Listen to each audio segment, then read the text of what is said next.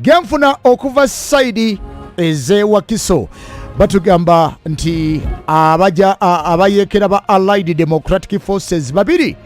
bakubiddwa amasasi wali ku kyalo ekimanyiddwa nga Kito Matugga Wakiso district okusinzira kwa lipoota nga bwenzifuna. Era nga batugamba nti emmundu bbiri ne bomu saako ne magazine bigenze maaso n'okubanga bijjibwa kubatiddwa abayekera ba ADF.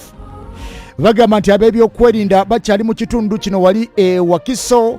nga bagenda maaso n'okugezaako okutegulula bomu ezibadde zisangiddwa n'abayekera bano aba Allied Democratic Forces. Omwogezi w'amagye Brigadier Felix Kulaije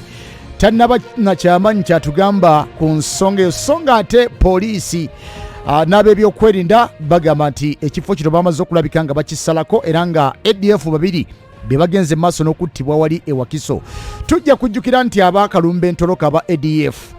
kiba kitegeeza guno mulundi gwakubiri kakati mu mwezi guno abayekera ba Allied Democratic Forces nga bagezaako okuteekawo okuluwanagana n'ab'ebyokwerinda mu ggwanga erya Uganda, era nga wiiki ewedde abayekera 17 battibwa wali entoloko, so nga ate n'abasoba mu 10 baakwatibwa okusinzira ku mwogezi w'amagye Brigadier Felix Kulaije engeri gye yatutegeezaamu. Abayekera bano aba Allied Democratic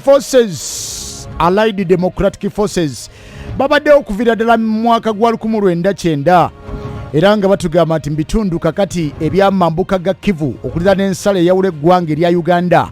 n'eggwanga erya Democratic Republic of the Congo side z'ebuvanjuba we bagenda maaso n'okuba nga bakwasiza enteekateeka zaabwe. Tujjukira nti eyali omuduumizi w'oku ntiko Jamiru Mukulu yakwatibwa mu ggwanga erya Kegera mu 2015 n'aleetebwa mu ggwanga erya Uganda aliruzira mu kkomera, so nga ate kakati Musa Baluku mu 2019 ye yalondebwa okulabika nga akulembera ekiwayi ky'aba ADF, era nga ADF eno batugamba nti erina kakwate ku Islamic State Central African Province. Tujja kujjukira nti ADF yakolebwawo oluvannyuma lw'ebibinja ebiwerako okwegatta awamu, era nga Allied Democratic Movement abalala mwalimu National Army for the Liberation of Uganda NALU, Uganda Muslims Liberation Army n'abalala abalinga bwe batyo, oba abalwanyi okuva mu Tibagi Jamaat Movement bonna beegatta wamu okulabika nga bakola ejje erya Allied Democratic Forces.